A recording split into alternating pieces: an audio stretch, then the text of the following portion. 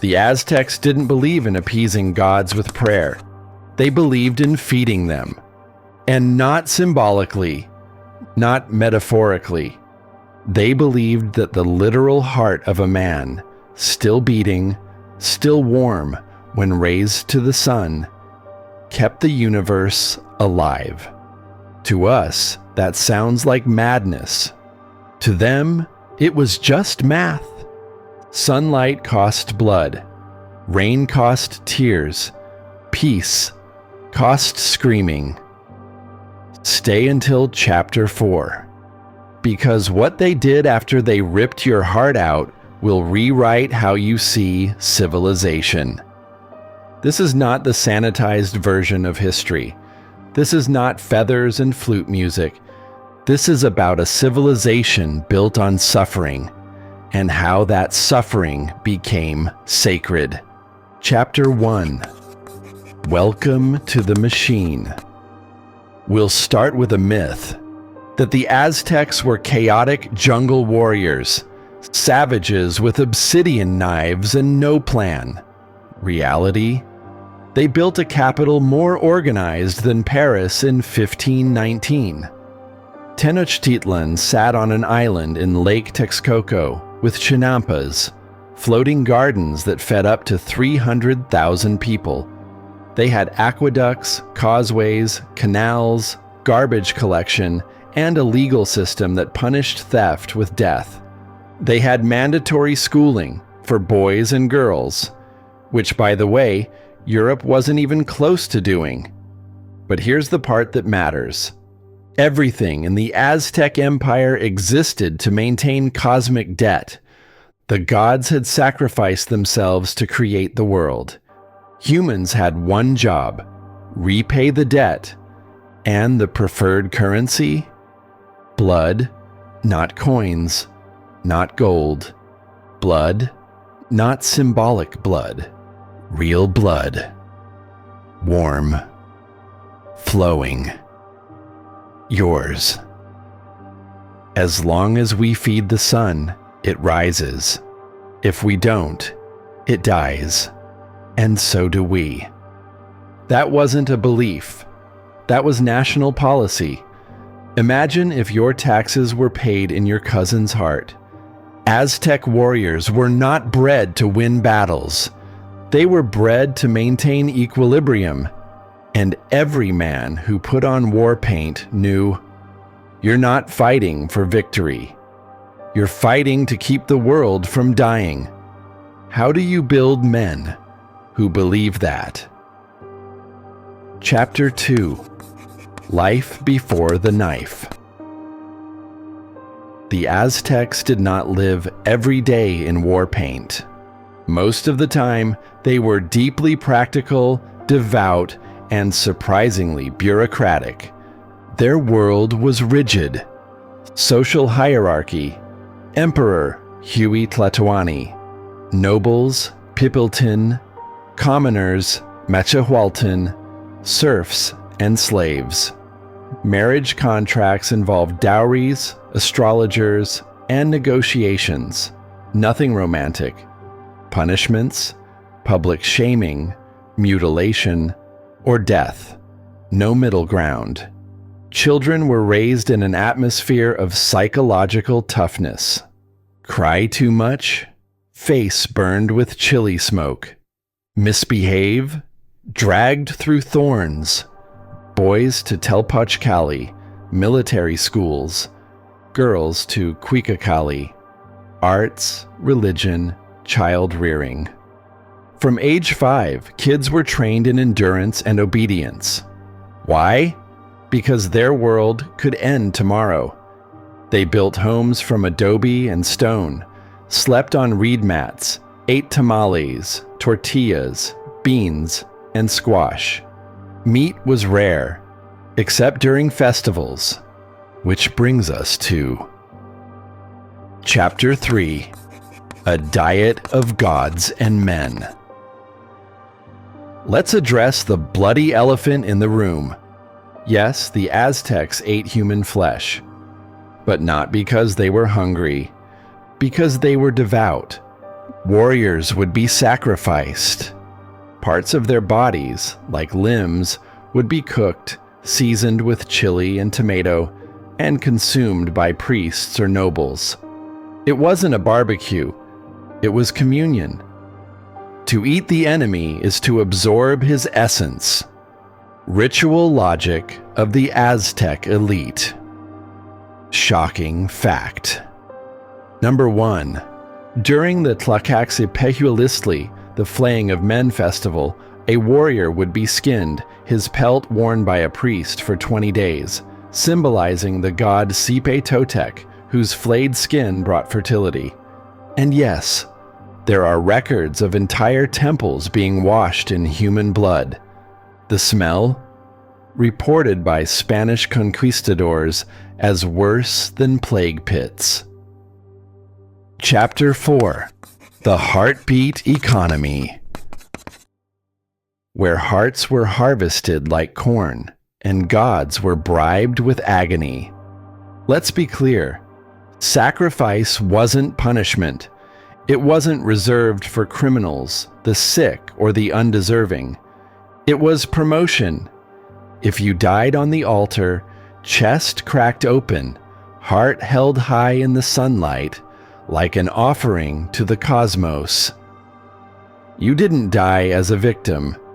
You died as a bridge, a cosmic connection point between human duty and divine appetite. This wasn't occasional. It was institutional. There were calendars of death, 18 months in an Aztec year, each one filled with festivals, each festival with its quota of blood. Sacrifices marked harvests, droughts, wars, celestial events, coronations, and even the building of new temples. When the Templo Mayor was completed in 1487, historians estimate that over 20,000 captives were sacrificed in a span of 4 days. Let that sink in. 4 days. 20,000 human bodies. Hearts torn out on stone altars. Blood cascading down temple steps. And the priests singing. The Spanish were horrified, but they weren't just scared of the gore. They were scared because the people didn't look oppressed. They looked ecstatic. The logic behind the blade. Aztec cosmology was based on a simple but terrifying truth. Life exists only because death is constantly offered in exchange. The gods gave their lives to create the world. And now, to keep that world running, humans had to keep repaying that debt. Each heart was fuel. Each drop of blood a sacrament. Not in theory, in practice. That's why captured warriors were far more valuable than corpses. In battle, Aztec fighters weren't taught to kill. They were taught to disable, subdue, and capture. Preferably alive and intact, to present as a living gift to the gods. A warrior's worth wasn't measured by how many he killed, but by how many he delivered. Shocking fact number 2. The Flower Wars. There were literal wars, not for conquest, not for land, not for resources, but for the collection of human bodies to sacrifice. They were called the Xochiaoyotl, the Flower Wars. Arranged between the Aztecs and their rival states like Tlaxcala, they were fought under strict rules. Think of them as mutual death agreements. You give us some of your warriors to kill this season, and next season we'll return the favor. No pillaging, no fire, just blood, honorably gathered, publicly consumed. In a twisted way, it kept both societies alive, politically and cosmically.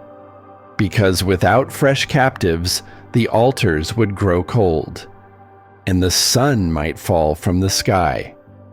You think that's dramatic? They didn't. To them, the world was always one bad sacrifice away from total collapse. Fear as policy. This wasn't just religion, it was psychological domination. The heart sacrifices were held at the center of the empire, visible from miles around, ensuring that every citizen, from the farmer on the Chinampa to the noble in the palace, understood the gods were watching. And your blood might be next on the schedule, but here's where it gets even darker. The Aztecs didn't just rely on fear, they ritualized it. They aestheticized it. They revered it. This was not violence for chaos. It was violence choreographed into art. The executioner wasn't a butcher. He was a priest. The killing was not an ending. It was a renewal ceremony. Imagine a society where the most sacred act you could witness was someone's chest being opened. Not with horror, but with reverence. That was the Aztec reality. Coming up, Chapter 5, Warrior Psychology and Emotional Armor.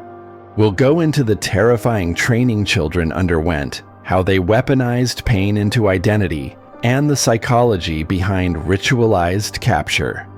Plus shocking fact number 3, a warrior tactic so psychologically manipulative it rivaled modern propaganda strategies. And trust me, you'll never look at childhood education the same way again. Perfect, I'm sharpening the obsidian. Let's march into the next descent, where pain was identity, and childhood was just psychological training for the altar. Chapter 5, Warrior Psychology and Emotional Armor. You weren't raised to survive. You were raised to serve the blade. If Chapter 4 was about how the Aztecs turned death into theater, this one is about how they train the actors from childhood to smile through the pain, to chase their own death, and to call it glory. Aztec boys were not taught to be brave. They were conditioned with precision to equate pain with purpose and fear with failure. And this wasn't cultural suggestion, it was state policy. The factory of pain, Telpachcali. At around age 15, commoner boys were sent to Telpachcali, the House of Youths. The curriculum? Let's just say it didn't include self-esteem worksheets or poetry about inner peace. Instead, they were woken in the middle of the night to haul firewood, denied food for minor infractions, beaten with sticks if they hesitated, forced to sleep on cold floors, taught to remain completely silent while being struck, and if they cried, their instructors didn't scold them. They were ashamed of them, because in the Aztec mind, pain was a gift. The ability to endure it without flinching, that wasn't just manhood. It was divine alignment. Emotionally engineered to capture, not kill. Unlike most warrior cultures, the Aztecs didn't reward the kill. They rewarded the capture. Warriors were trained to injure, not kill, disable, not destroy, humiliate, not annihilate. Because the real prize wasn't your enemy's corpse. It was their still living body, tied up, painted, prepared to become food for the gods.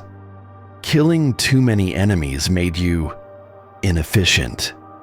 Why waste a heart in the mud when it could rise into the sun? This means the Aztecs created an army psychologically trained not to kill, but to feed, ritually, strategically, and spiritually. Shocking fact number 3, the fake surrender trap. Here's one of the most psychologically twisted tactics ever recorded in ancient war. Elite Aztec warriors, especially during the Flower Wars, would occasionally fake fatigue or fake retreat in battle. Why? To lure a brave enemy into thinking they had the upper hand, so that when the Aztec collapsed, they could be captured without resistance. It was an ego trap. Let the opponent feel powerful. Then offer yourself as the easy capture. The result? Your captor would think it was his victory, but really, he was being inducted into your religion, into your death economy. You win the fight. He wins your soul. You know who else uses psychological traps that reward confidence before collapse? Modern intelligence agencies, interrogation chambers, narcissistic relationships. The Aztecs were ahead of the curve. Identity through pain. If you survived enough captures, you weren't just a veteran.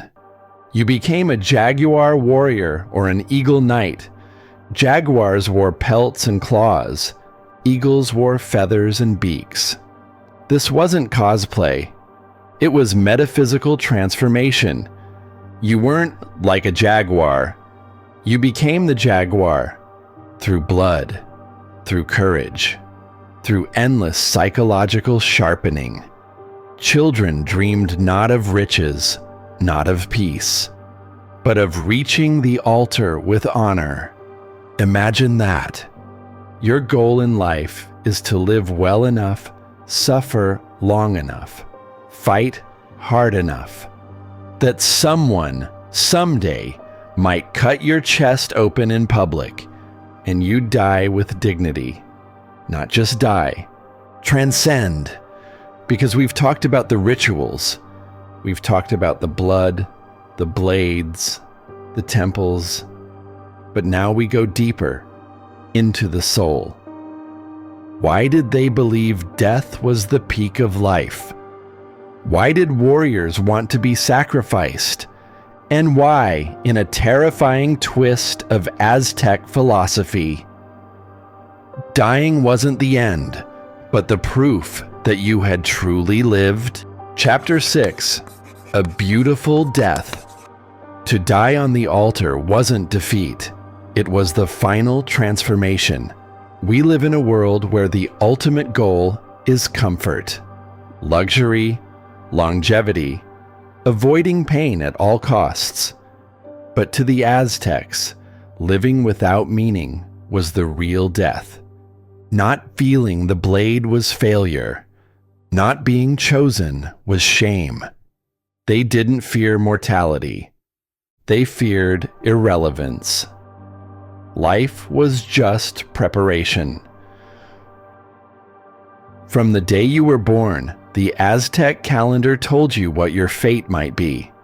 Your birth date was tied to Tonalpohualli, a 260-day ritual cycle that linked your essence to gods, elements, and destinies. If you were born under 1 movement or 5 wind, you might be destined for battle. If under 4 house, maybe a healer, but regardless of sign, you owed a debt. So all of life became a kind of installment plan. Obedience, training, sacrifice of comfort. These were down payments. But the final installment, that was the heart. Death on the right terms. Not all deaths were created equal. In fact, most were irrelevant. Only 3 deaths were considered sacred, spiritually superior. Death in battle, death on the sacrificial stone, death in childbirth, yes, for women, seen as their own battlefield. If you died one of those deaths, you didn't go to some vague afterlife. You went to Tonatiuhichan, the sun's heaven, if you were a warrior or sacrificed captive. Xihuatlampa, the place of warrior women's spirits. if you died in childbirth, or, eventually, the eastern horizon, to return as a hummingbird or butterfly. Yes, hummingbirds. Because to the Aztecs, they weren't cute. They were divine fragments of warriors, drinking nectar like blood, fluttering alongside the sun. So, the next time you see a hummingbird, it might be the soul of a man who died screaming on a temple top, and was proud of it. The body as offering, not prison. The Aztecs believed the body was borrowed. Flesh was just the packaging. What mattered was what you did with it, how much you gave before they took it. So when the blade entered the chest, it wasn't mutilation. It was release. The heart was still beating. And that beat? It was an echo of the gods' first sacrifice, when they tore themselves apart to ignite the sun. You weren't dying, you were joining them. There was no greater success story. You weren't remembered for what you built. You were remembered for what you bled. The performance of transcendence. The sacrifice ritual was designed to be terrifying, yes, but also beautiful.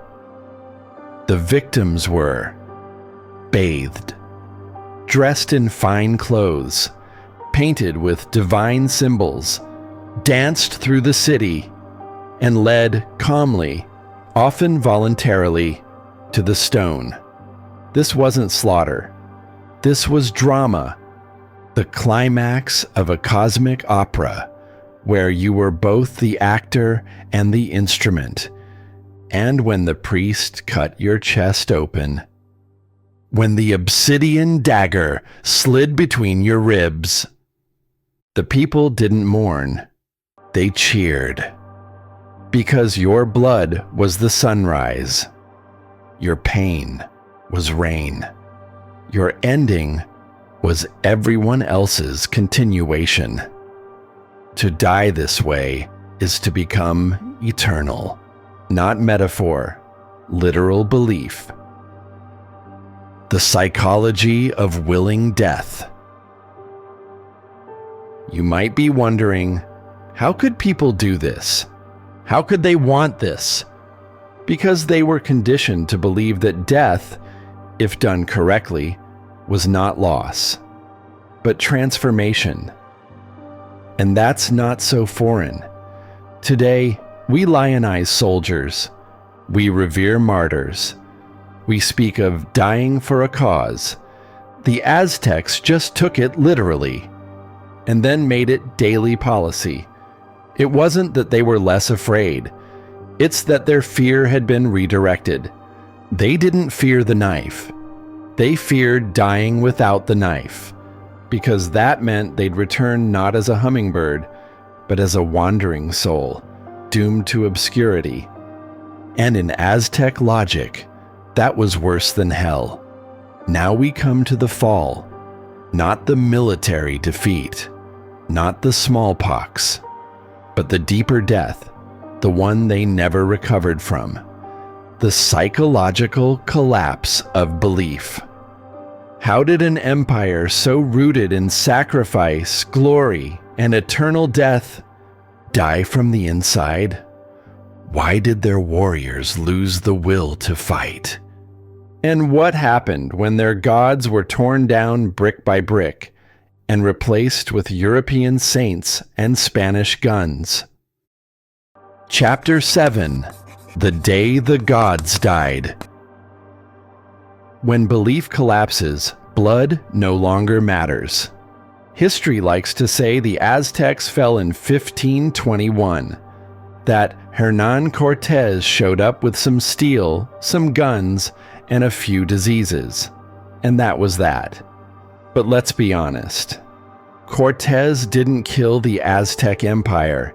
He just walked in after it had already bled itself hollow. Because what really ended the Aztecs wasn't war, it was dissonance. The myth of invincibility meets a mirror. Imagine your entire worldview is built on a single law. If we sacrifice correctly, the sun will rise. If we honor the gods, they will protect us. Then strangers arrive, white-skinned, bearded, riding beasts you've never seen, immune to your blades, wielding weapons that roar thunder and death. And nothing happens to them. The gods don't strike them down. The sun still rises.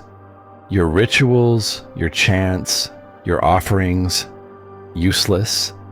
That kind of spiritual betrayal, it's not just confusing, it's psychologically annihilating. You don't just question your leadership, you question existence.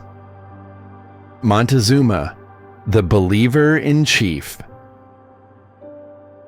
Let's talk about Montezuma.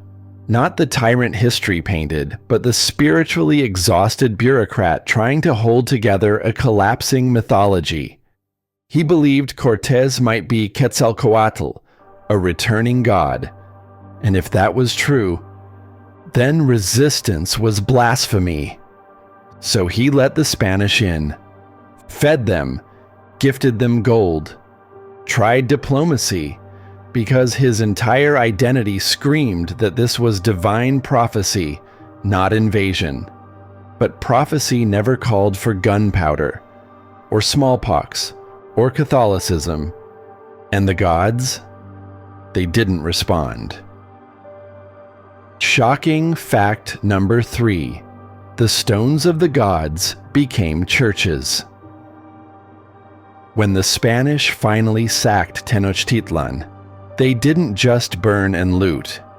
They took the stones of the Templo Mayor, the very temple where warriors had offered their hearts for centuries, and used them to build Christian churches. Literal desecration. Sacred stone turned into altar steps for a foreign god. You couldn't script a more devastating psychological tactic. The message wasn't, "We beat you."